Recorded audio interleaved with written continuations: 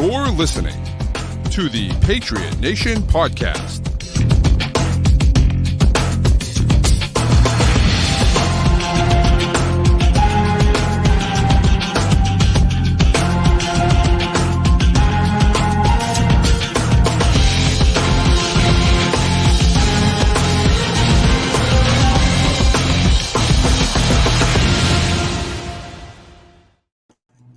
All right, welcome into another edition of the Patriot Nation Podcast. As always, your guy, Pat Lane, here with my man, Matt St. Jean. And Matt, my voice is almost back to normal. Not quite, but we're getting there. And it's a short week, baby. So we are recording on Tuesday night instead of our normal Wednesday night. Let me tell you, I am shocked right now that your voice is in better shape than mine is, given that I was at a heavy rock concert last night that went for 3 hours, and I was singing the whole time. So I don't know how that happened. But well, I don't know, my voice, I Magic guess. of youth? I guess. Yeah, maybe that's got to be it, man, because goodness sake, I'm just not as young as I used to be. You know what I mean? It's just the way it goes. What are you going to do? You never are. That's quite true. That is quite true. It's a great point. But as my buddy's friend used to always, as my friend's dad used to always say, it's better than the alternative. So yeah, I'll take it. So, old man Mob, Matt, and Ray, what's up, guys? Thank you. Appreciate you guys are around. Hopefully things turn around for you, Matt. Not sure what's going on, but hopefully things turn around for you. On Thursday should help. Right, that'd be nice. Someone who is struggling is Jawan Bentley, and we're all struggling with it. Unfortunately, Jawan Bentley basically out for the season with a torn pec. Look, they said there was some reporting that he's going to be out for the year. He's on, now he's out on IR, of course. And we said, well, hasn't been placed yet. Well, right, he will be, of course, because he's got the torn pec, right? But potentially he could be back at the end of the year. But it just doesn't make any sense to me why he would play again this year. Now, if you're fighting for a playoff spot or something like that, maybe.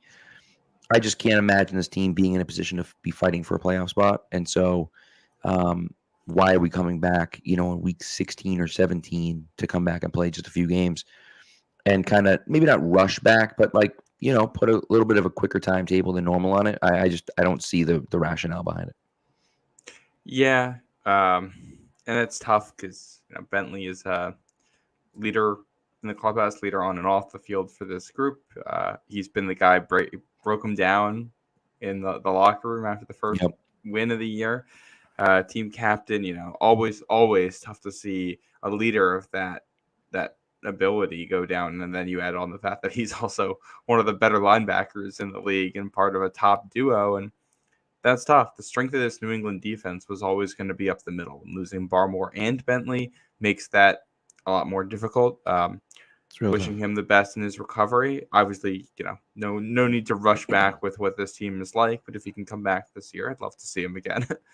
Yeah, of course, right? I mean, look, I said to someone, he's the emotional leader, signal caller for the defense, leading tackler, best linebacker, captain. But other than that, they didn't lose anything. I mean, it's no big deal. It's just it's like they just lost, one of their better players. And I think that's, look, they had a tough time against Seattle. And I don't know how much Bentley would have helped, but it certainly didn't help that he was out. And maybe nothing changes there, but it's definitely a tough blow for them. And I will say the one thing that makes this easier to swallow, middle linebacker is also maybe their deepest spot on the roster. Yeah. Jelani Tavai is a great player. I thought Raekwon McMillan did a good job last week. Quick turnaround here, so I haven't gotten it as deep into the tape as I normally would have at this point for one of our episodes. But in the first viewing, I didn't notice anything out of place from Raekwon McMillan.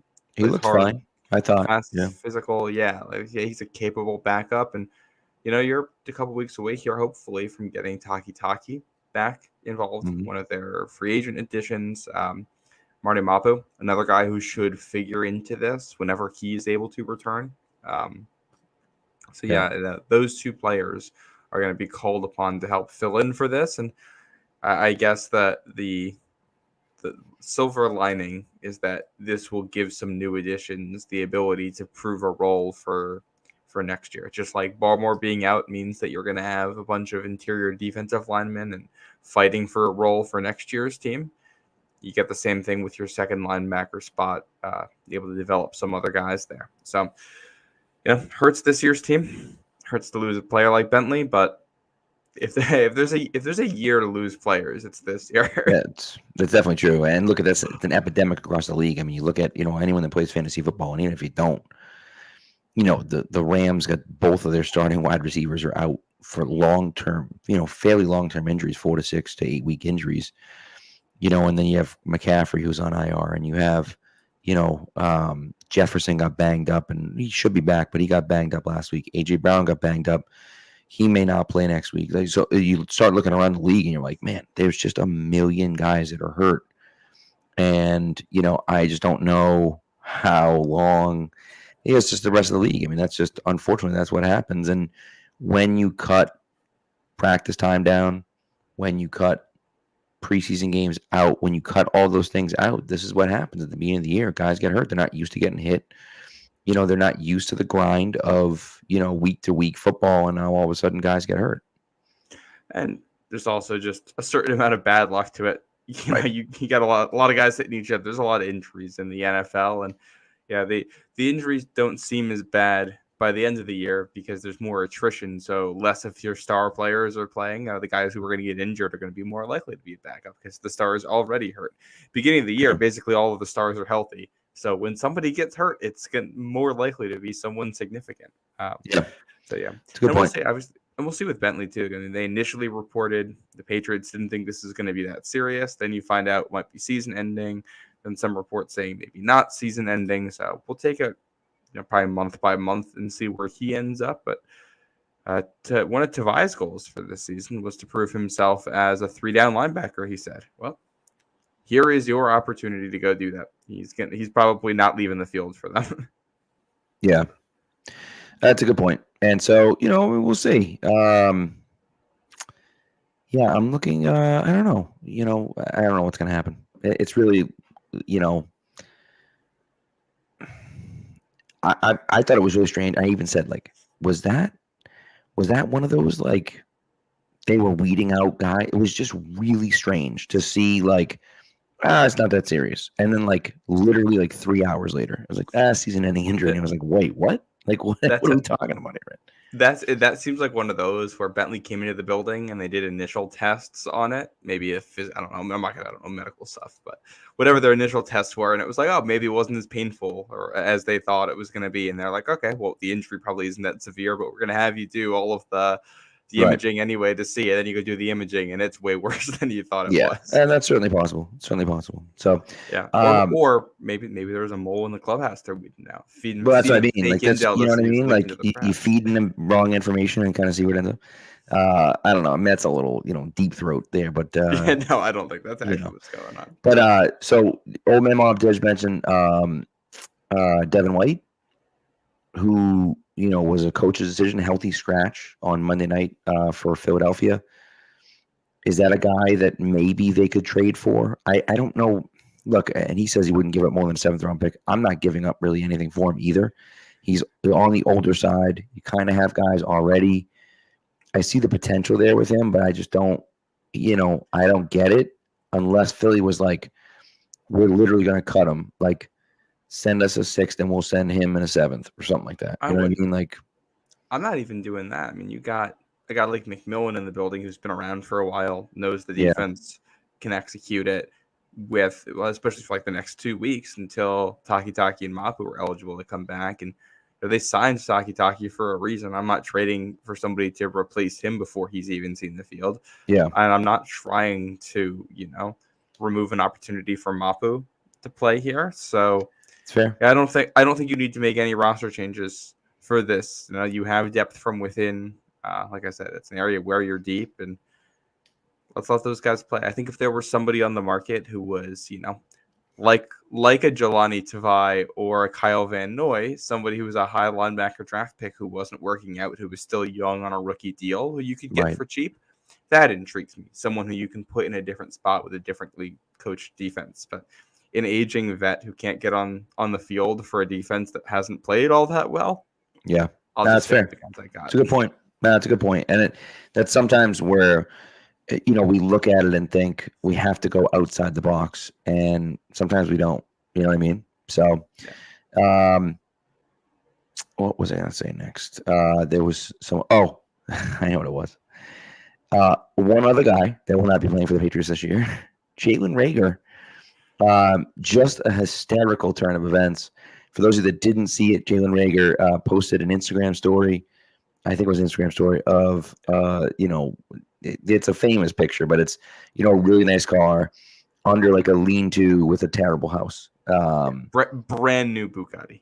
Yes. And so, was unceremoniously released from the practice squad just mere hours later. Allegedly had nothing to do with the picture, but come on now. I mean, like, that's hysterical. It's Jalen freaking Reagor. What are you talking about, dude? You stink. Like, you think you're the missing piece for the Patriots offense? What are you even talking about?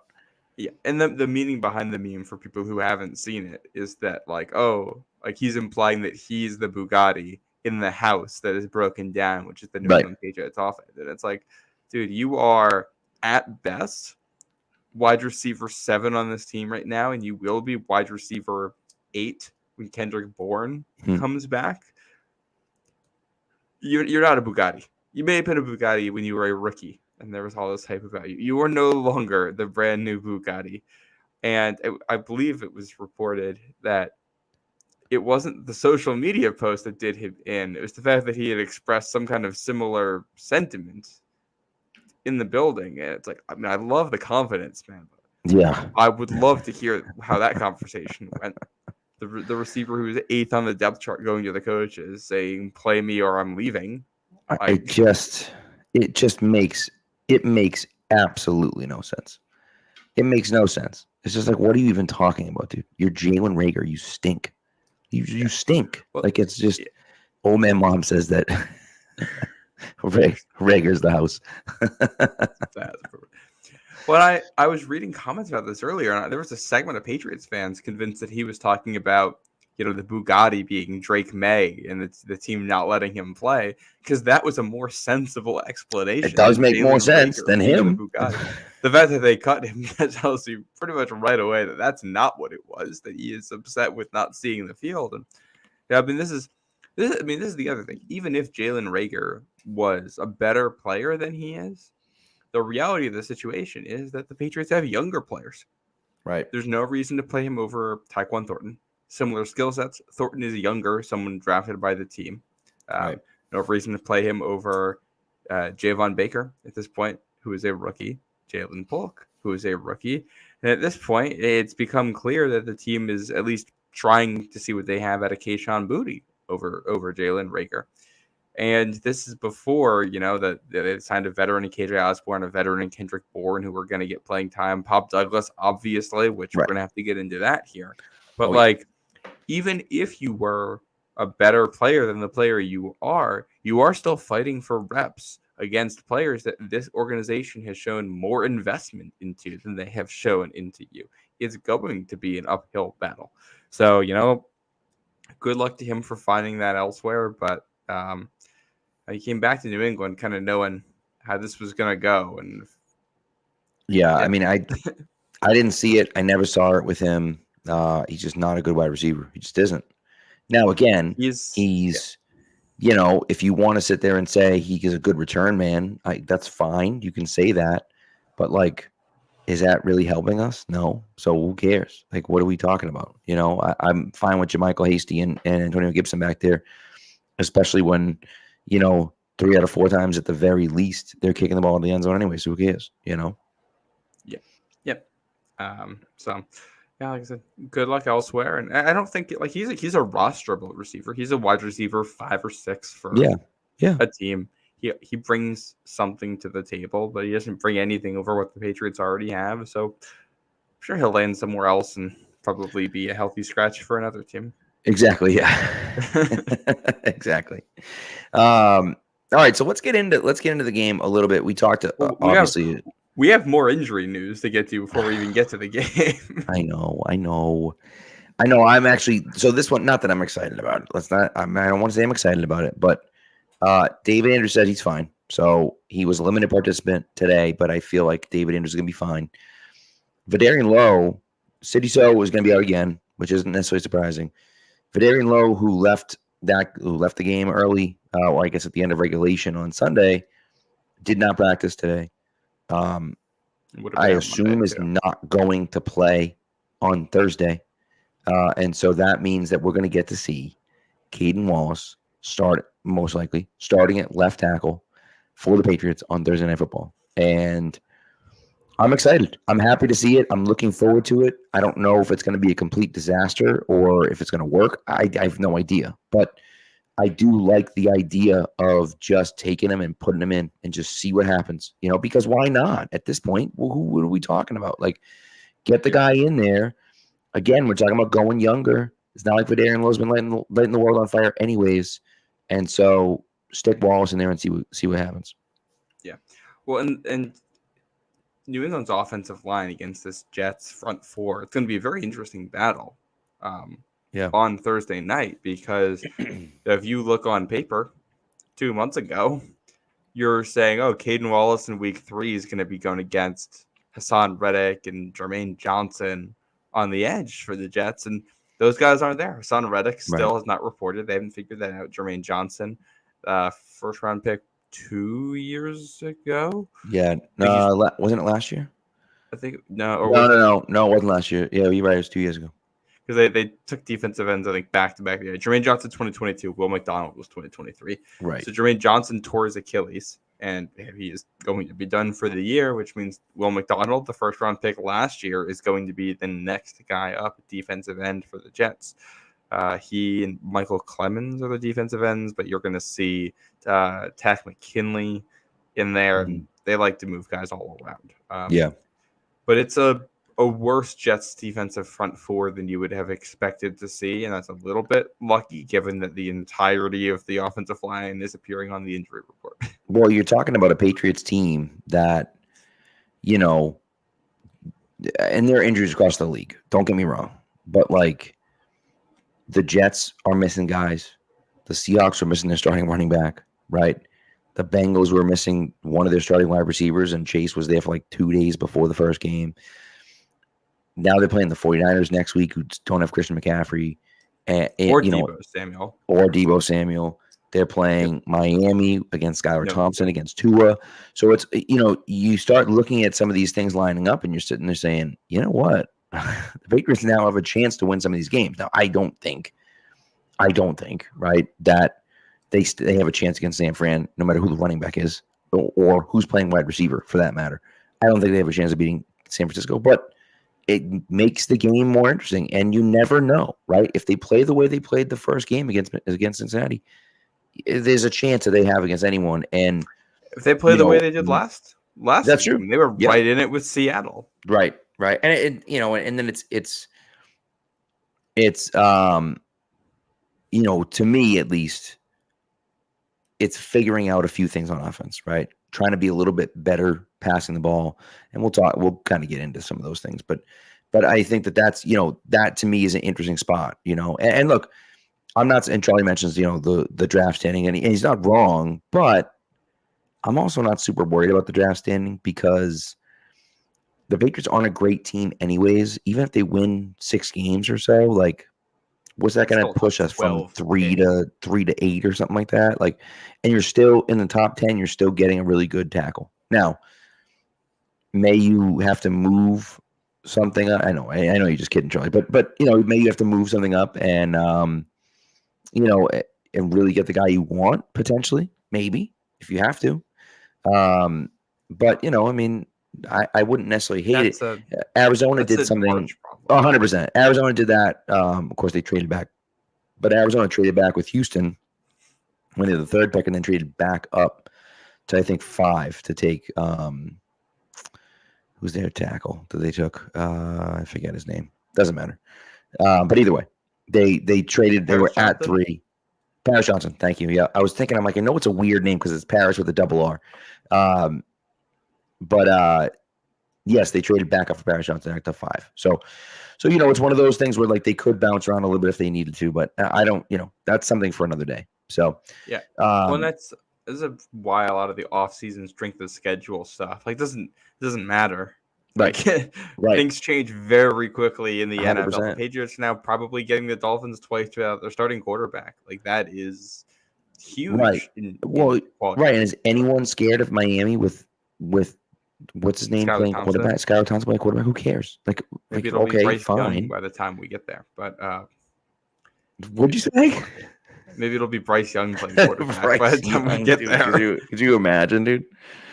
If there's one offense I think you can run, it might be that. That's a great point. That's a really good point because it's like Alabama's offense. Just throw it to the really fast guy and get the hell out of the way. Point and click. But yeah, when we talk about injuries for this game for the Jets too, they have CJ Mosley had a weird turf toe thing. Apparently, it's on the very front of his big toe, so they don't. He has no idea yet if he's going to be able to play Thursday, and he is. I mean, that's the Juwan Bentley of the Jets defense. He's a very. By the way, turf toe. Someone's got to do some PR for turf toe, man, because that's the dumbest name ever. It's the worst name ever because it sounds like such a stupid injury. You're like, oh, you have turf toe, and it's absolutely disgusting. That injury is a horrific injury. Very painful. And it's like turf toe, dude. Suck it up. And then I looked into what it was, and I was like, oh my god, that's really bad, dude. Yeah, no, not fun. But yeah, the Jets are going to be. For anyone that doesn't know, turf toe is when your toe, the top of your toe looks like this because it's snapped back. So yeah, it's gross. Yeah. If we want to get into the game plan stuff for New England's offense, especially with Caden Wallace out there. You watch this Jets defense, the Niners were able to run against them even without Christian McCaffrey, which I think isn't that much of a surprise given that's what San Francisco does. Right. The Titans, though, with a bad offensive line, were also able to run against the Jets.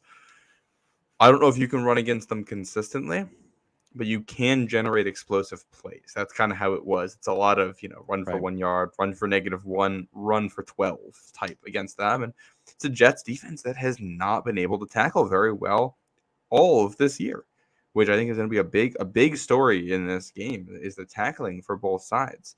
But no, I think the Patriots are probably going to run the ball a lot. The Jets defense has missed the most tackles, 31. They have the highest missed tackle rate, 19.5% this season. It's bad over there. This is a Jets defense that's supposed to be a top 5 unit in the NFL. They have the talent to do it, and they didn't look particularly well coached in the first 2 weeks. Sloppy game, short week, exploit it. Well, 100%, right? And especially if they're missing Mosley, that's a big loss for them as well. So, and the way Ramondre has been forcing missed tackles, you really you look at it and think that's a kind of a perfect storm. And by the way, Antonio Gibson's looked really good too. And Old Man Mom points out that he'll be getting more carries, you would think. He's going to have to, because if the pace keeps up the way it is, Ramondre's going to break every single rushing attempts record in NFL history. And so you just can't keep at this pace with Ramondre, and that's okay. I got no problem with that, right? Put in Gibson, maybe even activate Kevin Harris for a game or two to, give Ramondre a little bit of a blow. You obviously want to make him, he's still the bell cow. He's still getting the vast majority of the carries, but you can slow it down a little bit. You don't need to go all in every single game. And so I think we'll see Gibson get more work as time goes. And that 45-yard run, which should have set up, again, it only would have been 6 points, but still should have set up the Patriots for a fairly easy field goal, was an incredible run. I mean, he was tackled 4 yards in the backfield, broke that tackle, and then just flew by everyone. It was a really nice play. So, you'd like to see more of that on a Gibson. Yeah. No, I agree. And I think you watch this, the way this Jets defense has played in general, they like to they don't blitz a ton. They're going to try to get pressure with their front four, which is why they invest so much into it. They lost the guy who's their prized free agent addition in Hassan Reddick, who still hasn't played, and the backup to him was a first-round pick. When he goes down, the backup to him is also a first-round pick. That's the kind of depth that they're going to bring at you there. And what they're going to try to do is lots of twists and stunts. They're going to play games up front. So they're going to have the defensive end kicking inside after the snap, and he's going to try to go over the center. You're going to have the defensive tackle trying to rush to the outside. You're going to have a defensive end rushing, all the way from lined up over the right tackle, and then he's going to be on your left guard. And they're going to do all kinds of stuff like that. The team's going to do that to you. Run all kinds of misdirection stuff, and run. That's where some of your zone plays can be big, because these players will get themselves out of position if they are expecting a pass and trying to get to a certain gap. And this is bringing it back to the Antonio Gibson conversation. I think some misdirection plays with him, especially in the screen game, could be big for chunk plays.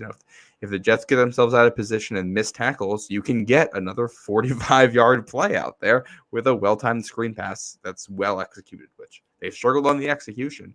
But when it works, you can get a really big play. It's real nice. Yeah. No, that's totally true. And so I think exploit that, right? Like you said, the aggressiveness combined with the fact that they've missed a ton of tackles really kind of put you in line to hopefully exploit that. And I think that Inspector Des here is talking about Pop Douglas, and I think he's, it kind of feels like a Pop Douglas game for multiple reasons. Number one, they just haven't been able to get them the ball. You got to get the ball in Pop Douglas's hands. And so if that means a quick screen or a bubble screen or whatever, just get him the ball. He's explosive with the ball in his hands. And again, as we've mentioned multiple times, the Jets are missing tackles left and right. And so if that's the case, I'm getting Pop Douglas the ball quickly and seeing what he can do. If he breaks a tackle or two, now he turns a 3-yard gain into a 12-yard gain. And, you give that guy the ball because you think he can do that. And that's one of those things that I look at and just think, man, we need to start using him a lot more. Obviously for him, because he's frustrated, and he should be frustrated. I don't blame him for being frustrated, right? But also because he's the best option the Patriots have right now at wide receiver. And I know, look, Jacoby Brissett targeted wide receivers 5 times in total on Sunday. It's not acceptable, right? No. And we can talk about why that is. And I know there's been some talk about, there's too many vertical routes and the offensive line hasn't been good enough. Of course, they gave up pressure on 50% of his dropbacks on Sunday. But to me, sure, scheme things up, get Pop the ball quickly, get Polk the ball quickly, get, whatever. If you like, Baker with the ball in his hands or Osborne or whomever else, get those guys with the ball in their hands quickly, right? Run a reverse to Tyquan Thornton. Why are you running a reverse to Jalen Polk? What are we doing? Yeah. You know what I mean? Run it with Tyquan Thornton. He's got that speed. Give him the ball. Give these guys the ball in space, Yeah. Well, I think especially going to a game like this with Caden Wallace as your left tackle, right, and that right side of the line, Onwenu and Robinson have both really struggled in pass protection too. So when these guys are healthy, this line is going to struggle against this Jets front. Hit those quick underneath passes. This is a Jets defense that is not afraid to play a lot of man coverage. So get to some of your man coverage beaters. Break out that section of the playbook with all of your pick routes and underneath throws and, double moves, things like that. And put Pop where you want him and get him the ball. I think get him the ball early. Right. Early in the down. Don't make Jacoby sit back there, go through a bunch of progressions to get him the ball. Just set up easy stuff for this. I thought that was something Seattle did really well against New England's defense last week. So take some of those lessons that were used against you and use them to the other team. I think with this Jets defense, they it's almost like the old Seattle defense in a way where they just line up the corners where they want to line them up and let you pick your matchups. They're going to have Sauce Gardner on one side and DJ Reed on the other for basically the entire game. So if you want a matchup, you can get a matchup. If you want to make Sauce Gardner go run with Tyquan Thornton 50 yards down the field while Pop Douglas gets matched up on their corner 3 in the slot, you can do that. You can get these matchups. So, try to exploit some of that stuff. I got to say, this Jets defense does not seem as well coached as the unit we've seen in the last 2 weeks. It could just be that we're 2 weeks into the season and it's early and they're still figuring things out. But I went into this thinking the Patriots are really going to struggle. And now I'm thinking, I think there are going to be opportunities. It's going to be hard. They're going to be under pressure all game long. You can't turn the ball over. That was the issue for Tennessee last week. Tennessee maybe should have won that game last week. Could not stop turning the ball over. And that's the Jets play such sticky coverage. It's going to be hard not to turn it over. You have to be accurate. Receivers have to make contested catches. So it's going to be difficult to not turn it over in this one. But if you can, just control the ball, you're going to have a real chance at winning. Yeah, agreed. So, all right, you want to do our first ad, and then we'll continue the conversation about this Patriots matchup. You're up here, Pat. It is me. That's correct. And I'm here to talk to you about Prize Picks, which is America's #1 daily fantasy sports app with over 5 million active members. It's the easiest and most exciting way to play daily fantasy sports. Unlike other apps, on Prize Picks, it's just you against the numbers. All you do is pick more or less on 2 to 6 player stat projections and watch the winnings roll in. Now, in September, 1 Caleb Williams passing yard gets you a win on Prize Picks every week. That means 1 passing yard for Caleb Williams. He's been terrible. He hasn't thrown a touchdown yet. It doesn't matter. You don't need a touchdown. You literally need 1 passing yard to get a win, and you need 2 to 6 wins to cash it, right? So you get 1, you're halfway there already. So the other thing for me is that you can win up to 100 times your money with as little as 4 correct picks on Prize Picks. That's a big amount. Now, for this week, I'm going with, I'm taking the Caleb Williams. You're foolish if you're not taking the Caleb Williams one. You're foolish if you're not taking the Caleb's. Do it. Take it. What I'm adding on to there is I'm taking more than 52.5 rushing yards by J.K. Dobbins, and I'm taking more than 1.5 field goals made by my guy, Joey Sly. That's what I got for this week. So what you're going to do is you're going to download the Prize Picks app today, and you're going to use the promo code CLNS and get $50 instantly when you play $5. That's code CLNS on Prize Picks to get $50 instantly when you play $5. You don't have to win to receive the $50 bonus. It's guaranteed. Prize Picks. Run your game. We're back. All right. So, so let's get into it. Let's get into a little bit more as far as like matchup wise is concerned. I do think the Patriots match up okay, right? The real question to me is, can you throw the ball?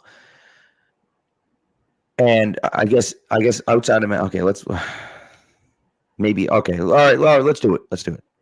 Do you think there's a chance that Drake Maye is starting next Sunday? Week 4? Yes. Yeah. 100%. I don't know how likely it is, but a chance. Yeah, especially when you have a mini bye where you get to reevaluate things. One of the things that stood out to me watching the Jets-Titans game was how often Will Levis was able to make plays happen with his legs. Mm-hmm. And Brissett capable of doing that, but Brissett's not as fast as Drake Maye. We all know that. And I came away from that thinking, man, like the areas where the Titans were able to have success against the Jets were, some of it was on the ground, some of it was with stretching out the defense horizontally. A lot of it was just, Jets are going to go play man coverage, quarterback's going to take off and run and pick up some yards, or attacking down the field because it's going to be tight window throws no matter what, and putting receivers in positions to make a catch. And I came away from that thinking, Drake Maye is good at that stuff. Those are the ways where he helps you win football games. I don't know if that's. Yeah, we'll see how the game goes this Thursday. But for anybody that follows me on Twitter, which shout out at Matt St. Dream, so go check that out if you haven't. I was posting a lot of clips from the offense from Sunday, and I thought Jacoby Brissett missed a lot of things mentally. Part of that is just being under pressure as often as he was. That's going to happen, but some of it was, again, the obvious stuff that I'm not sure why he's not getting to it. Right. And that is where he's supposed to have the advantage over someone like Drake Maye. So, especially when it comes to pushing the ball down the field. So, if that's what they're getting out of him, this is going to come sooner than we think. Right. And, my last little bit on this. a lot has been made about the pressure numbers of New England's offensive line. To be clear, New England's offensive line is not good enough. This unit has to play better throughout the season. The guys just have to improve. You have to find a way to do it, coach them up, figure out what works for these players. But there were definitely a handful of plays where it's only pressure because either everybody's covered down the field or Brissett is just bailing on the pocket or running, trying to make things happen instead of going through his reads and not throwing with anticipation on things. And if that's what the offense is going to be like, then I'd rather have the better athlete out there. Right. Right. Now, here's the biggest thing, right? To me, Brissett's a backup quarterback. He's always been a backup quarterback. We went into this year knowing he was a backup quarterback, right? The product does not look good on the field, right? Now, the first game, I like the fact that he turned some of those third downs into first downs with his legs. I don't think he was particularly accurate with the ball. I don't think he did a particularly good job throwing the ball. But they won, and they won because they ran the ball very well and played great defense. And that's great. You played a very winnable game on Sunday, And, this is where you can turn some of those losses into wins. And you can also now give your quarterback some experience in the real game. Now, the biggest question for me is Drake Maye ready? Because again, and we talked about this, and we'll continue talking about this. And I think it was Charlie Weiss who said, no, I'm sorry, it was Ernie Adams who said Drake Maye plays when he's ready. Not a second earlier than that. When he's ready to play, he plays. Now the question is, when you say ready to play, what does that mean? Right? Does that mean you're ready to go? I mean, I think of it as like having a kid, right? Nobody's ready to have a kid. You're just not. Sorry, like no one is. But there are times in your life when you're a heck of a lot more ready to have a kid than other times, right? And so it's like, I don't want to necessarily wait until he feels 100% ready. But maybe we look at it and say, well, yeah, he's not ready yet, but he's never going to be ready. And so, he's ready enough. He can handle it.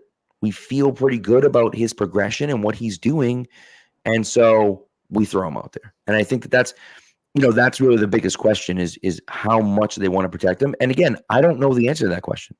Maybe his progressions look terrible, and maybe he's not ready, and maybe I don't know any of those things, right? But I do know that the longer they play in competitive games and they lose them because they can't throw the football, the noise is going to get louder and louder and louder and louder for Drake Maye. If that happens again on Thursday night in primetime and they keep it close to the Jets and it's a sloppy game and Brissett doesn't look great throwing the football again and can't get the ball to his wide receivers and won't push the ball downfield and they lose by 3 points again, it's going to get awfully loud in the New England media for Drake Maye. Well, and it's one of those things, it's kind of a damned if you do, damned if you don't in terms of like the way the noise is going to build. Because if you play close games and don't win and the passing attack isn't great, the noise is going to be, well, this could have been a win if you had Drake Maye. Right. And if you get blown out, obviously the passing attack's not doing well. They're going to say you have no hope the way it is right now. You have to put in Drake Maye. That's going to be the way it's going to go until he eventually plays, which is why, you can say we have a plan all you want. Right. And we all know that usually gets thrown out the window. You think about some of the stories about quarterbacks who did sit and develop. Most of those guys were on good teams. There's no quarterback controversy between Patrick Mahomes and Alex Smith when the Chiefs are a winning football team.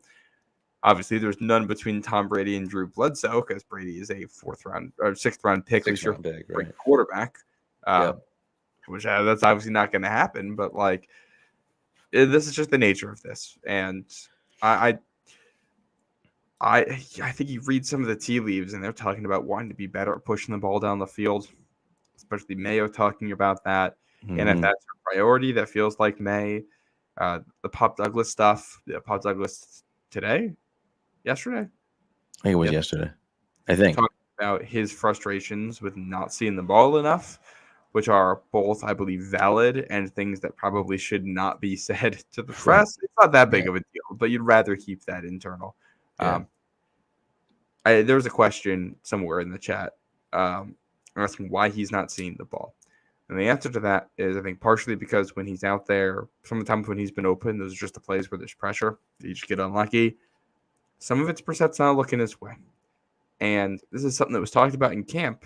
If you follow the camp reports, every time Brissett is missing on a throw, he's missing high. He's missing over the top of people. Yep.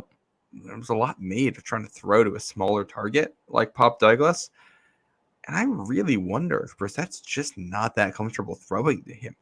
Like, he's just not looking his way on tape that much either. Even on plays where he's open, he's looking for his tight ends. He's looking for KJ Osborne. He's looking for Jalen Polk. Those are your biggest, sturdiest players on the field. Not looking at Taekwon that much, even though he has also been open a couple times on here. He's not looking at Pop that much. So I wonder if it's he's a little inaccurate. And he likes throwing to the big body guys who can haul it in.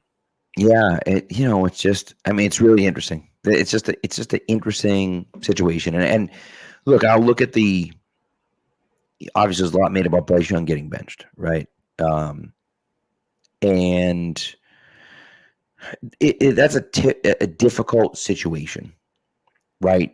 Because I think he's played just as terrible as you could possibly imagine, and he's now in the running for the worst draft pick ever, like of all time.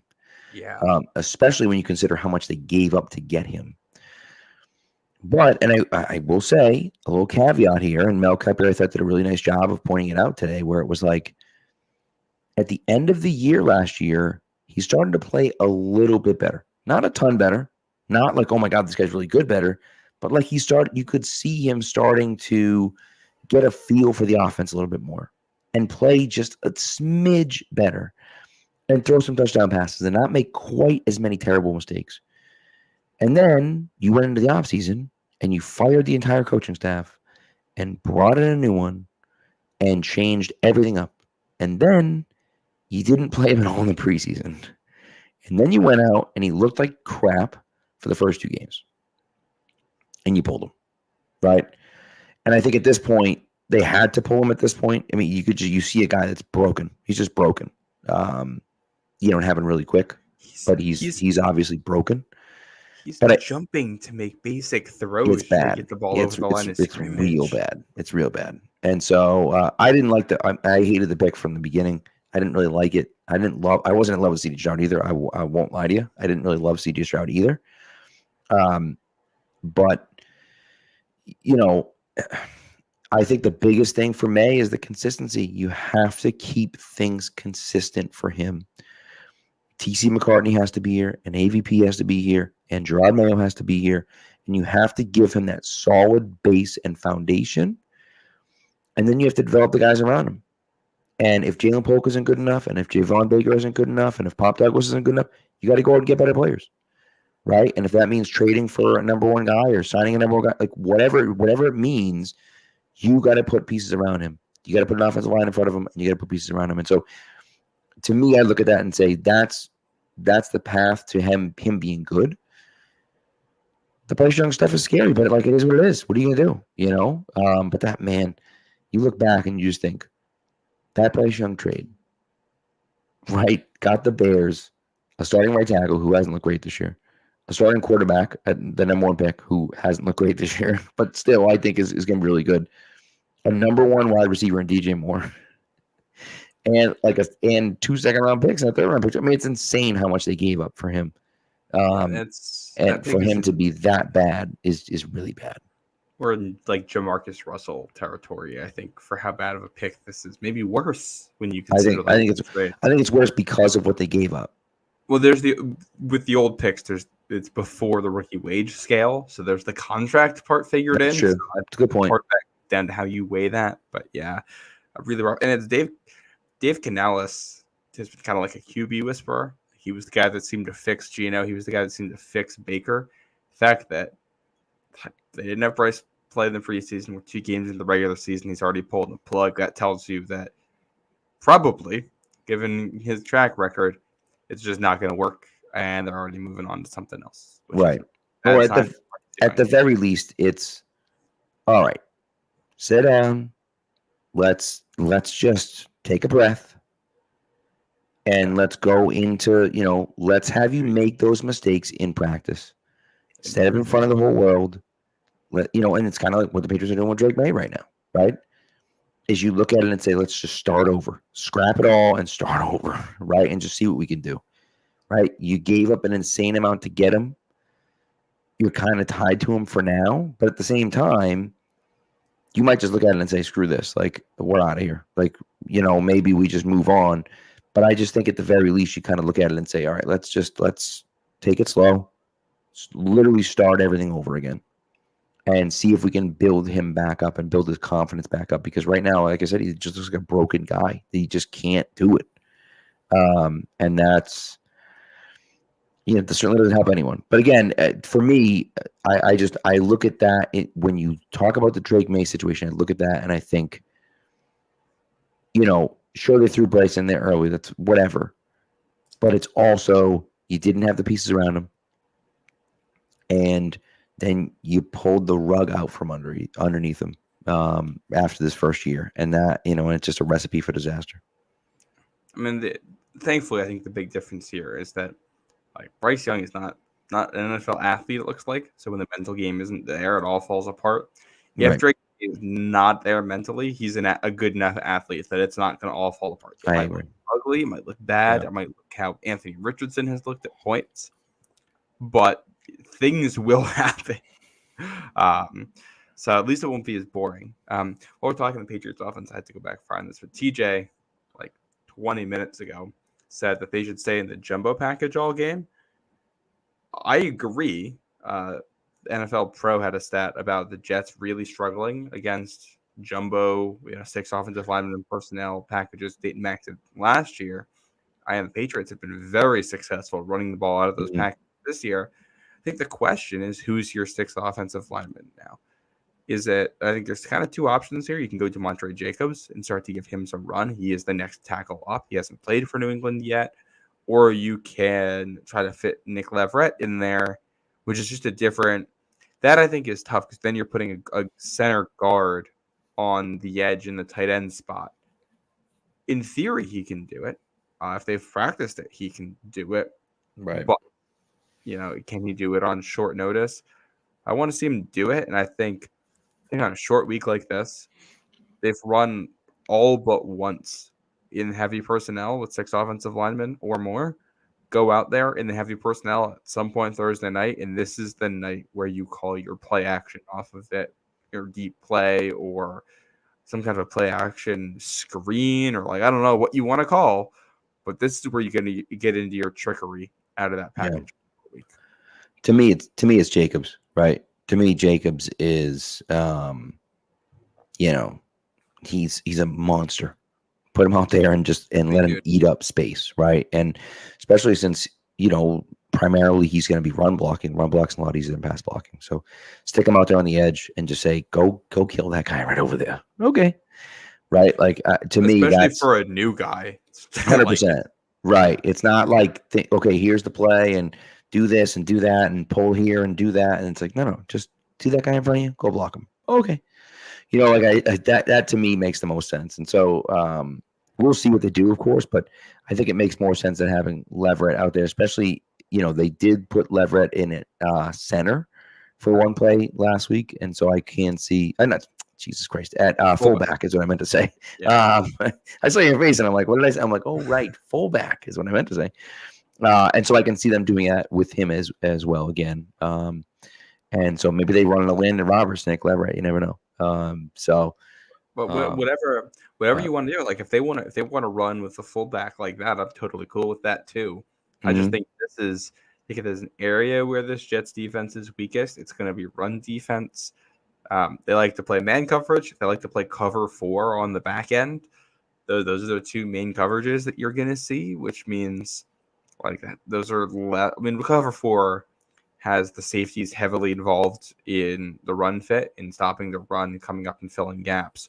but man coverage is not necessarily going to be that way. It might be cover one man. I think you're going to see a couple different coverages there where I think you can run the ball on them. And like the Jets front seven is an area where players are banged up right now. If there's no Mosley and there's no Jermaine Johnson and there's no Hassan Reddick, Will Johnson is not as good of a run defender as he is a pass rusher. Right. And they're still going to be, it's still a very good front seven. But I like my odds of running against them more than I do of trusting Jalen Polk to catch 50-50 balls against Sauce Gardner. Agreed. Yeah. Anyone on the Patriots going up against. I mean, to me, if I were the Patriots, I'll put you over there with Sauce Gardner. Don't even look at me. Don't even look. Just run. Just run. Don't even look. I'm not throwing you away. I'm just not doing it. Split out a running back and put him all the way wide out on Sauce Gardner's side. Right. And then, get Pop in the slot over there or something like that. Like, try to waste him on every play that you can. Yeah, I agree. So, should we talk about the Pats defense here real quick? Because I don't think we've barely touched that. Yes. Let's do that. So, watching the Jets offense, it looks like a worse version of what the Patriots are running. There's like, it's a worse version. Really bad. It's a worse version of what the Patriots run with more talent. And it's been like, it's basically Garrett Wilson or Breece Hall winning one-on-one matchups. That is their entire offense right now. Right. Aaron Rodgers is not pushing the ball down the field. He only has 4 deep throws all season. One of them was a touchdown that came on an offside against San Francisco week 1. So I think that is a big note. Do not jump off sides. He's going to try to bait you, and he's going to try to go over the top. Mm-hmm. Have awareness. But the only other deep throw he had that was successful was last week to Breece Hall, their running back, one-on-one with a linebacker split out wide, and it went for a touchdown.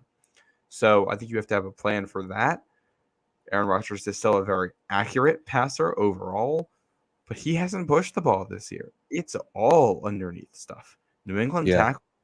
It's going to be a lot of what we've seen. I think you play a ton of man coverage. This Jets wide receiver core has not been particularly threatening outside of Garrett Wilson. Allen Lazard is Allen Lazard. He's going to be inconsistent. He's going to drop a ball. Mike Williams is still getting adjusted to what they're doing there, and he's there. He hasn't really done anything yet. I think you can play a lot of man coverage, stack the box. Don't let Breece Hall get his explosive runs on you. Breece Hall gets stuffed a lot, and he'll still make big plays happen. So you got to be really disciplined in the running game and actually finish on tackles. That Garrett is going to get his, and Christian Gonzalez is just going to have to deal with that and try to cover everybody else. I mean, you can hold this Jets offense to under 20 points, I think, without an issue. It wouldn't surprise me if they held them under 14 points. Well, and that's all. It's so funny because here's what I will say. We looked at Kirk Cousins week 1, right? And we said, man, he looks slow and he looks like he's not pushing the ball down the field. And then he went out last night against Philly and looked pretty damn good, right? Now he's a little bit younger, but he's got, had coming off the same injury, actually had a little bit less time to recover than Aaron Rodgers did. And so now it's a short week as opposed to Cousins having an extra day, and so maybe he's still a little sore. Maybe it doesn't look right, but I do think at some point Aaron Rodgers is going to look closer to what we've seen from Aaron Rodgers throughout his career. Will it be Thursday night? Probably not, especially on a short week, but you never know. And so I'm interested to see what that looks like. But I do think you're right. Like the Patriots can keep it close, can keep the score down, and if they can do that, you can play with them, right? And I'd like to see something different than last week. Now, last week, the game plan on Sunday was we're going to play this shell zone coverage, and we're going to make Geno beat us with 1 million paper cuts. We're going to make him do it, and we don't think he can. And they were wrong. He certainly could. He was fantastic. He didn't miss a single throw all day long. No, and they just figured, okay, if once you miss a throw, you're going to stare at a guy too long and we're going to be able to pick it off, or you're going to throw over some guy's head and it's going to be a tip drill and we're going to get it. Something's going to happen. Or you're going to go 3 and out on a drive where you had 2 guys open and missed them. And that just never happened. I can't imagine they're going to be doing that with the Jets because I'm not betting against Aaron Rodgers missing wide open wide receivers. Well, I'm not playing zone coverage. Absolutely not. Spot drop zone coverage against Aaron Rodgers a whole lot. Right. That's what I mean. So to me, you're gonna be manned up a little bit more. You're gonna be in those receivers' faces a little bit. And obviously I'm worried about I'm worried about when I see Garrett Wilson, maybe, but I don't know. Garrett Wilson's been fine, but he hasn't been unbelievable. He and Rodgers have a good connection, which is where that's what's going to be tough for Christian Gonzalez. It's just there's going to be plays where he has good coverage and the ball's coming his way anyway, and you have to actually finish it at the catch point. Where Wilson's been pretty good there, and got to wrap up. Yeah. I mean they've been. It's a couple stats here on Rodgers. Over 50% of his throws have been either a slant route, a flat route, or a go. So you're just your 3 simple routes in Madden. That is me when I'm playing Madden there. So that's what you got to take away. And he's been very successful on those. He's got the 4th highest success rate in the NFL on those throws. So, I mean, you got to play tight man coverage and get in receivers' faces on those and make sure it isn't easy and be good at the catch point, tackle on those flat routes. But then outside of that, I think you got 3 in a row here from NFL Pro.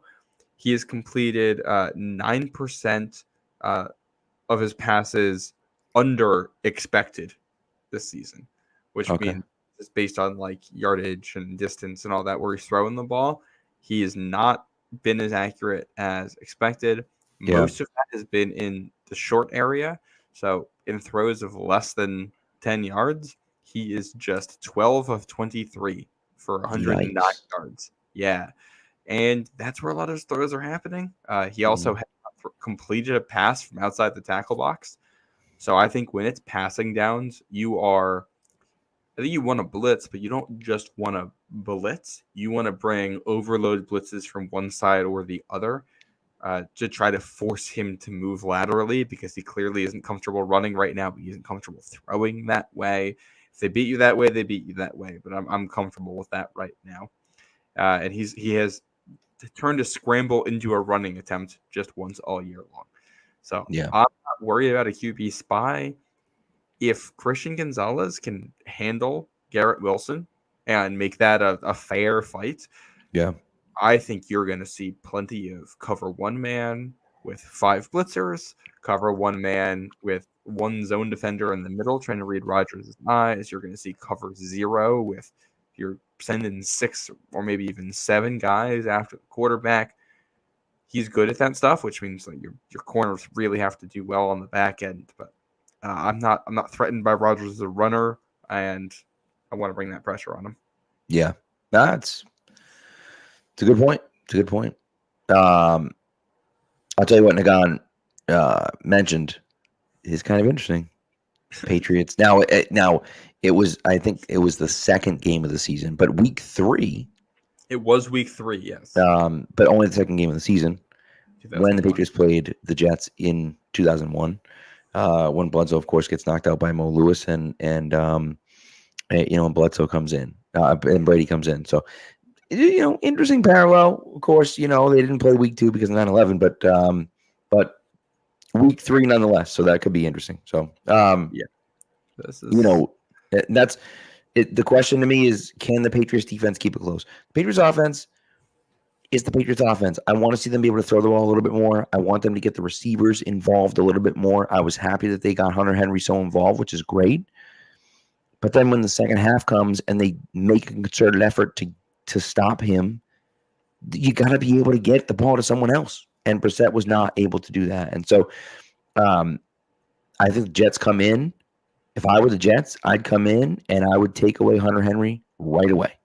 I would not have him open. I'd blanket him in coverage, and I'd say, go ahead, beat us with someone else. Throw a wide receiver. I dare you. Throw a wide receiver outside the numbers. I dare you. and can Brissett do it? And that's, and the key to victory is going to be running the ball early, staying ahead of the chains, and not letting the Jets get into those situations. And I think, if the Patriots win this game, it's going to look a lot like the Bengals game, I think. Agreed. This Jets secondary play is, I don't think you want to mess with that too much. No. I do like the matchup better in some ways than against like Seattle, because I think you're going to see more man coverage. And I think if you can get to 3rd and 4 a lot of the time, okay, you might know they're going to play man, and you can get a rub route for Pop Douglas or a rub route for Hunter Henry or something like that, and scheme the open and move the chains, put your extra offensive lineman back on the field and keep running. Yeah. But like this is not the get right game for your offense. It's a short week on the road against one of the most talented defenses in the NFL, without without your starting left tackle. Unless Caden Wallace comes out and is a revelation at left tackle and earns the job for you, the rest of the season, the way he plays, the offense is not going to be why you win this game. The offense just has to do enough to not lose it. Yeah, I mean, if you win, it's probably going to look a lot like the game did last year, where you're getting a touchdown on a broken play somewhere, try to force a couple turnovers, or the year before, for that matter, when Marcus Jones has the walk-off punt return touchdown, right? And so it's the same recipe it's been against the Jets, because quite frankly, I'm not all that impressed by the quarterback play at this point. It's better than it was with Zach Wilson. I don't think you're going to be seeing a ton of interception-worthy throws, and Aaron Rodgers is not mobile enough to just extend plays and huck it up. So it's going to be a lot of underneath stuff, but Patriots can handle that. You got to be physical as corners, but they have the personnel to handle a matchup like this. Yeah, agreed.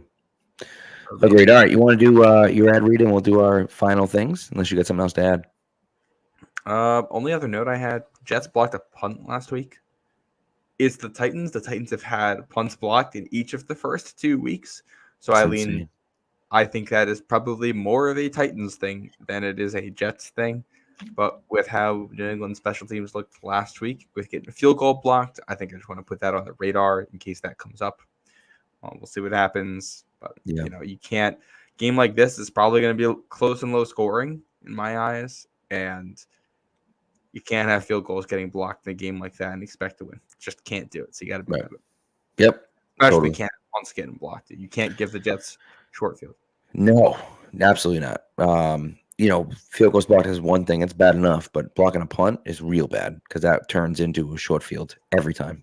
And so that's something you can't have happen, especially when you have Behringer, who's been just sensational so far this year. Yeah, Behringer's been awesome. But yeah, all right.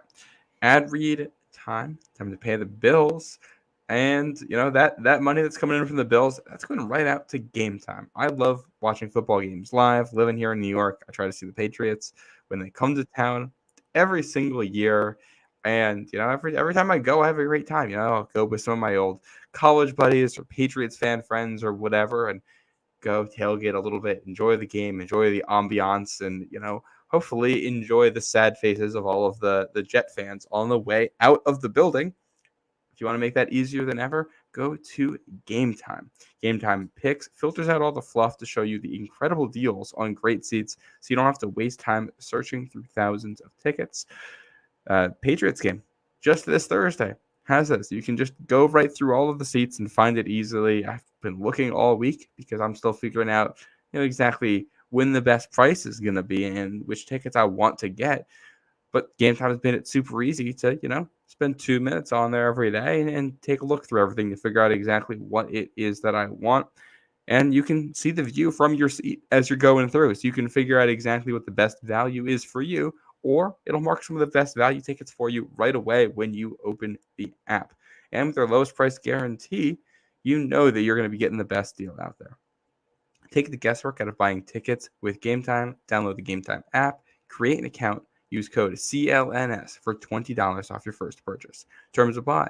Again, create an account and redeem code CLNS for $20 off. Download Game Time today. What time is it? Oh, yeah. That's a good one.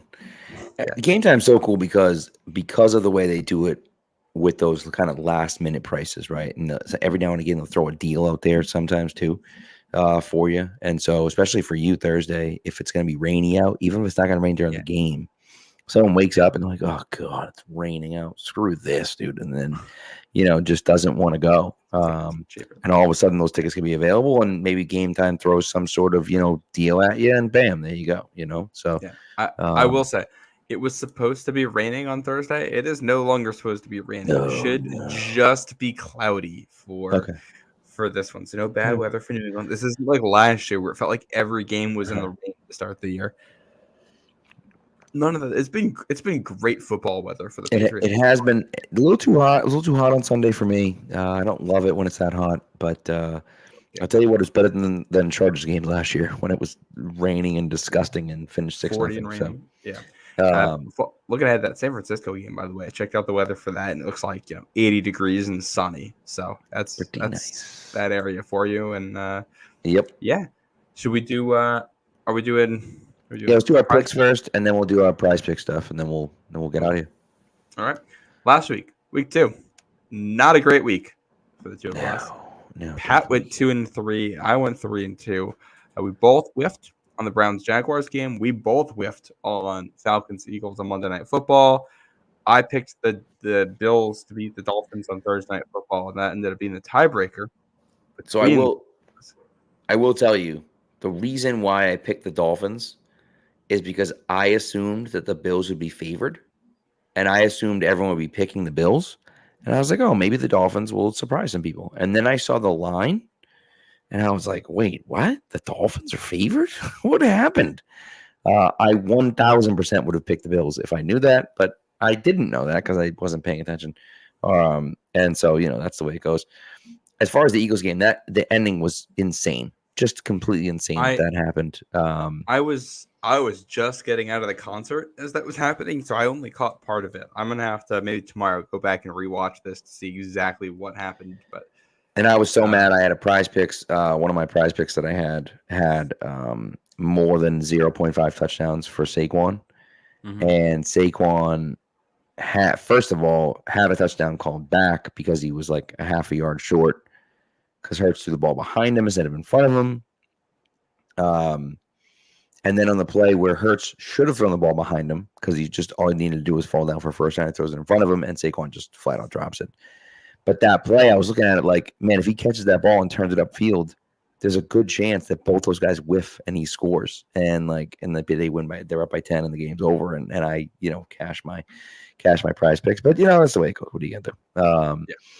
So, but yes, 2-3. Not a great start for me in week 2. Let's see if we do a little bit better in week 3. Here's what the slate looks like. You can see the records up there. Pat 6-4. I'm 7-3. Patriots on the list for the first time this year. Pat's Jets, a Thursday night game. The 1:00 game is Packers Titans. 4:00 game Dolphins Seahawks. Sunday night is Chiefs Falcons, and there are 2 Monday night games this week. I picked Jaguars at Bills for the list here, but let's start at the top with the Patriots Jets game. Who do you have, Pat? I mean, come on. You think I'm going to pick the Jets? Get the hell out of here. I'm not confident about the Patriots, but I'm sure in a second I'm going to pick the Jets to win. And so it's Patriots all the way. Yeah. Who would do that? Anyway. Mother of God. I am picking the Jets here. I hear that I really, really like this matchup for New England relative. I think these teams are more similar than I think the Jets in particular would like to admit at this point in the season. That said, I think the Jets have just enough more talent. If this game comes down to quarterback play, I still think Aaron Rodgers has the edge. If it comes down to a wide receiver who can make a play, it's going to be the Jets there. If it comes down to a defensive lineman who can get a key sack, it's going to be the Jets with the advantage there. So I think it's close. I think it's tight. I think the Patriots have a real shot at winning, but I'm going to give the very slight edge to the Jets. Okay. It's fair. It'll be the first Jets winning streak against New England since when? Jesus, who even knows? I don't even know. I don't even want to know. A long time. Put it that way, a long time. I don't even know. I'm trying to think of it. Did they lose? Did they lose at the beginning of the 2011 season to them? Probably not, right? I don't know. think so. So, yeah. Anyway, all right. On to the game. next. The Packers Titans. Malik Willis revenge. Hey, Packers baby. At Titans. Listen, this game is going to be a competition as to which quarterback can play the worst. They're both terrible. Will Levis has looked just absolutely dreadful. However, Malik Willis stinks. Even Malik Willis played fine on Sunday, and they won, but he stinks. But I think Josh Jacobs is continuing to play really well, and there's a better supporting cast in Green Bay than there is in Tennessee, and so that's why I'm going Packers. Pat taking the Pack on the road in Nashville. I am going the other way on this one. I am going to take the Titans just because I don't think the Packers can do that with Malik Willis 2 weeks in a row. Right. It does kind of feel like I actually felt the same way about the Patriots game. It does feel that same way where like they played well the week before and you're kind of like, man, can they continue that for another week? They really do that again. And turns out they almost did, but they didn't pull out the win. And it feels kind of similar with Green Bay. Will Levis has been so bad. And the rest of that team is like fine, but they're mediocre. Like they're just not that good. And so that's why I think the Packers can pull it off. But the Titans have also played 2 close games here, True. 2 one-score games. Yep. And they lost both because of horrendous play late in important situations. So that probably will continue, but maybe it doesn't. That's true. He doesn't make he doesn't throw like the worst interception or have a horrendous fumble like that. And maybe they're 2-0 right now. Yeah. Yep. Next game, late slot. Seahawks taking on another AFC East team, the Miami Dolphins. I will say, I think this was a lot more interesting when I put it on the docket than it is now. I would agree. Maybe I should have switched this out for another 4 o'clock game. Fine. But it's here. Pat, who do you think? Yeah, I'm going Seattle. Skylar Thompson on the road, week 2, first game starting. I don't see it. Seahawks have a good defense. And their offense, we saw, this week against the Patriots can play. And Geno Smith is the real deal. And, JSN finally had a really good week. And, you have, to me, 3 very good wide receivers in Seattle. And so I think Seattle is going to surprise some people. And I like that team quite a bit. And I think that they win this game. Yeah, right there with you. I don't really have a whole lot else to add other than if Geno Smith keeps playing that way. He's a far better quarterback than Skylar Thompson. I can tell you that much. Yeah. And that should be enough here. I am curious to see the way Seattle's defense matches up with Miami's offense, outside of the quarterback position, the way the rest of the stuff goes. I think it'll be interesting battle, but it's one I expect Seattle to win. Yep. Sunday Night Football. Falcons at home. Yep. Coming off a clutch road victory on Monday Night Football against the defending champion Chiefs. To make it 2 in a row? No. No. I get the Chiefs here. It's just like, come on. And listen, they're good for a few games a year where you're just like, where the hell did that performance come from? That was terrible. But I don't think it's gonna be the Falcons. I just, you kind of come off that victory and you're like, oh my God, like things are going right and it's gonna be great, and then you get stomped at home by the Chiefs. Kind of feels like that's the way this is trending, but you never know. I suppose they could maybe keep it close, but I think Chiefs win this one. Yep, right there with you. We've had the Chiefs in here all 3 weeks now, I think, and I think 5 of the 6 times we've picked them. I think you picking the Ravens. Did you pick the Ravens in the opener? Maybe. That sounds like something I would do. Maybe we both picked the Chiefs. The Chiefs are good enough to win this one. I think this, if the Falcons play the way that they did against the Eagles, and we were able to go on the road and win that one, then maybe this ends up being a very interesting, close game. But yeah, if it's a close game, we're taking Patrick Mahomes. By the way, they have been in all 3 times, and because they've had 3 primetime games to start the season, and we have picked the Chiefs in 6 out of them. All of us have picked the Chiefs. So, last one is the Jags, the Bills. This is one of the Monday night games. This is the early Monday night game, is it not? I believe so. It'll come up on a ticker here in a second. Yeah. That's the Bills. And the Jaguars, until the Jaguars prove differently, the Jaguars are the Jaguars. They suck. They suck. Right? And if I could be and I'm not even going to try to do it because I'll insult Matt Doloff. But I could just, in my head, I hear Tony Maz. They suck, Mike. They suck. they're just not good. And it's just who they are. Like the Jags are the Jags, and they have Trevor Lawrence now, and they have a Super Bowl winning coach and Doug Peterson, and it just doesn't matter. They stink. They find ways to lose games. I can't pick them against an actual team in the Bills. Yeah, I'm right there. Especially last week, that was rough for Jacksonville, and the vibes are bad.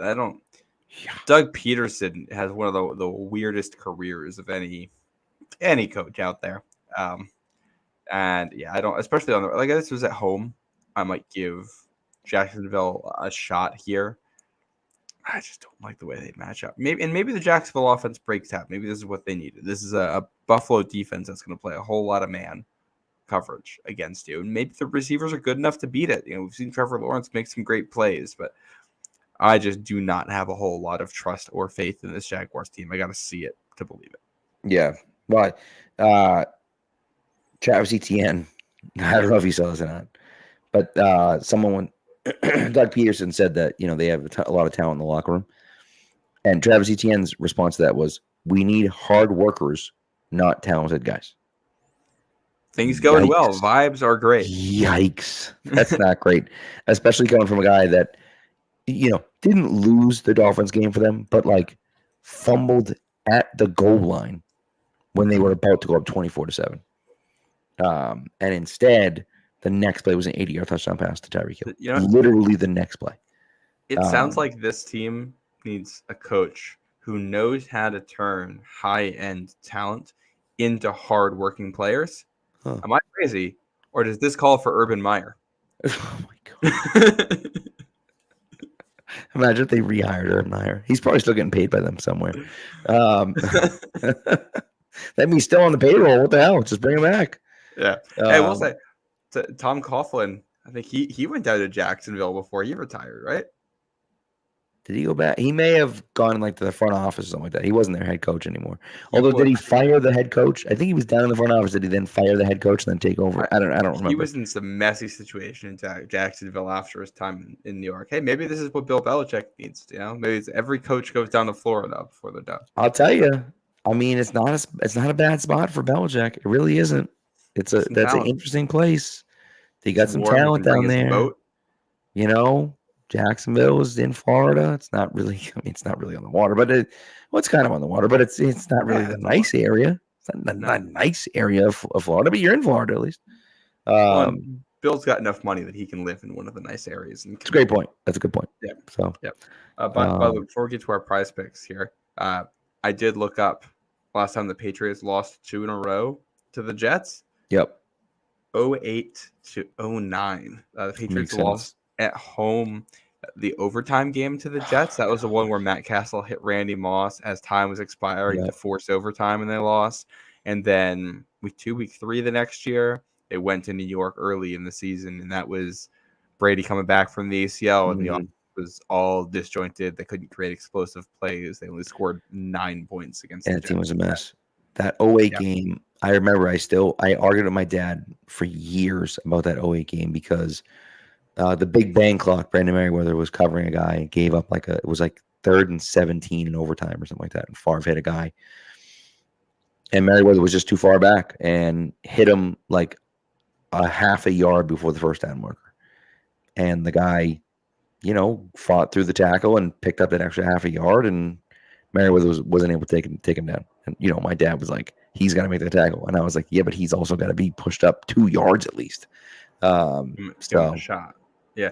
I'm just looking at the play log here from overtime. I see that Brandon Merriweather was on the tackle for 2 separate 16-yard completions, and one of them was a 16-yard completion on 3rd and 15. Yeah. So I take a guess that was the play. I'll have to go watch that. That was the one. So, Yeah, third and five. I had the yards wrong by a few yards, but you got the idea. So Yeah. By the way, Armin says he went Jets, Packers, Seahawks, Kansas City, and the Bills. So I think pretty close. Pretty close. He switched our picks for the first two, and then has Seattle, Kansas City, and Buffalo like we did. So, I like all right. So, but that was a Thursday night game. That loss. Was it a Thursday night game? That checks out. Yeah. That might be the first non-Thanksgiving Thursday night game, or not non-Thanksgiving, non-opener Thursday night game the Patriots ever played. Certainly possible. Because that didn't start until, I was researching this earlier. It didn't start until 06. They didn't play one in 07. They didn't play one in 06. Yeah, that was the first ever Patriots Thursday night game. How's that for a piece of trivia? There you go. I mean, not really, because they played Thursday night. They were the first team to ever open the season on Thursday night. Yeah, the first falls in the Thursday Night Football branding package. That's correct. Yes. Good point. I like that. That's a little piece of trivia right there. Because it trips you up because most people know that they started that Thursday night thing. For a while, they were the only team to have ever played on Thursday night. And obviously, clearly they were, only host a Thursday night football game. And so, outside of Thanksgiving, clearly, right? So, anyways, real quick, I love this question from Armand. If Bill Belichick went to the Jags, which happened first? Mac wants out, or Bill Belichick moves him? I think the third part of this is, when does Matt Patricia get hired? Yeah, great point. That's a great point. Man, that would be messy. That'd be a messy situation. I hadn't even thought about that aspect of it. That's hysterical. That would be a messy situation. By the way, my dad texted me about the Brandon Merriweather play, and just all caps, make a tackle. So the battle rages on. So anyways. Yeah. All right. So let's get into our prize picks. I already said mine.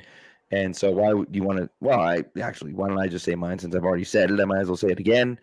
Again, I will stress to you, if you're doing a prize picks lineup, you need to have Caleb Williams in there. It's a free win. Just put it in there every time. Certainly in this month. Maybe they'll do another promo in October, but this is the promo they're doing right now. They're doing some different things. So anyways, Caleb Williams for more than 0.5 passing yards. J.K. Dobbins with more than 52.5 rushing yards. And Joey Sly with more than 1.5 field goals made. So I am hoping Joey Sly is an active guy on Thursday night. I love it. Mine, we're going with C.J. Stroud for less than 260.5 passing yards at Minnesota. It's a Vikings defense that is confusing. You just asked Brock Purdy, who said nice scheme. After that one, I think Stroud's probably going to struggle a little bit with that scheme. So I'll take him for less than the total there. For more than the total, I'm going the player who might be the league MVP if you had to vote right now, Derek Carr, for more than 229.5 passing yards against the Eagles. I like that. Let's do it. I'm investing in Derek Carr right now. Maybe I'm late, but we're going with Carr. I like it. That's a good one. Derek Carr's an interesting one because their offense looks completely different. And they're throwing it up to Raheed Shaheed, who's just like an electric guy. He was on my list. He was a restricted free agent this offseason. He was a guy I had on my Patriots want list. And I don't think they would have been able to get him, because I think New Orleans is going to match, or you're going to have to give up a draft pick, and it's maybe not worth it. But he is such a good deep threat. Yeah, agreed. So, and he's been awesome for them through 2 games. I mean, it's only 2 games, but he's been awesome for them through 2 games. So, yeah. By the way, I found the play in question with Brendan Merriweather. Yes. It was 3rd and 16, cover 2 zone, tight end up the seam. Linebacker goes the other direction. I'm not sure why. And Merriweather comes down a little late, makes contact a yard short of the sticks, and the tight end falls forward for the first. Yep. So where do you come down?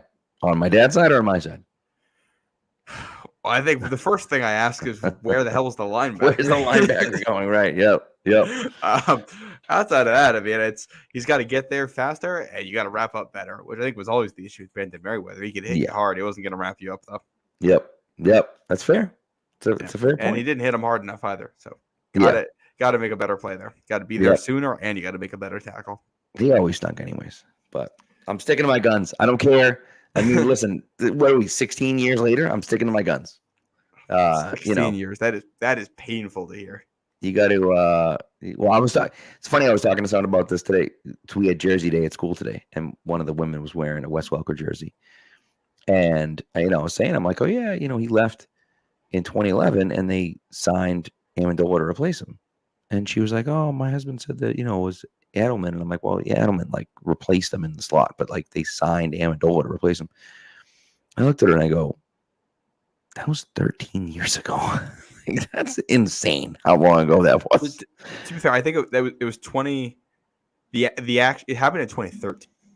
The actual signing, because it was after the 2012 season. Oh, you're right. It was 2013. I don't know why I was thinking 11. The signing happens in 2013, but yeah, I don't know why I was thinking 11, because I was thinking for whatever reason that the Patriots went to the Super Bowl in 2011. I was thinking the Broncos did 11 and 13, but they did 13 and 15.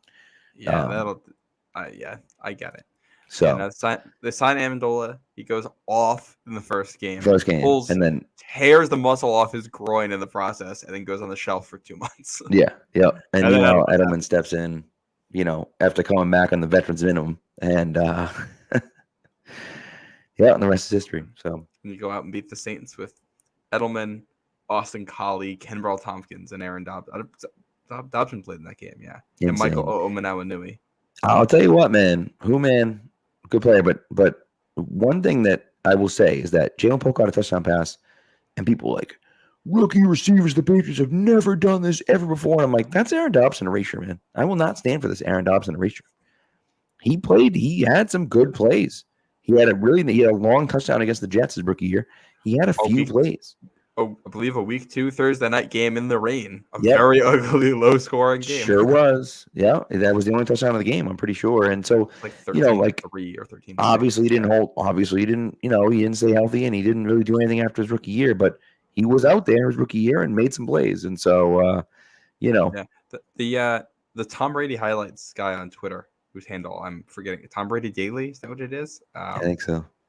He has been doing lists of his 10 favorite Tom Brady plays from each year.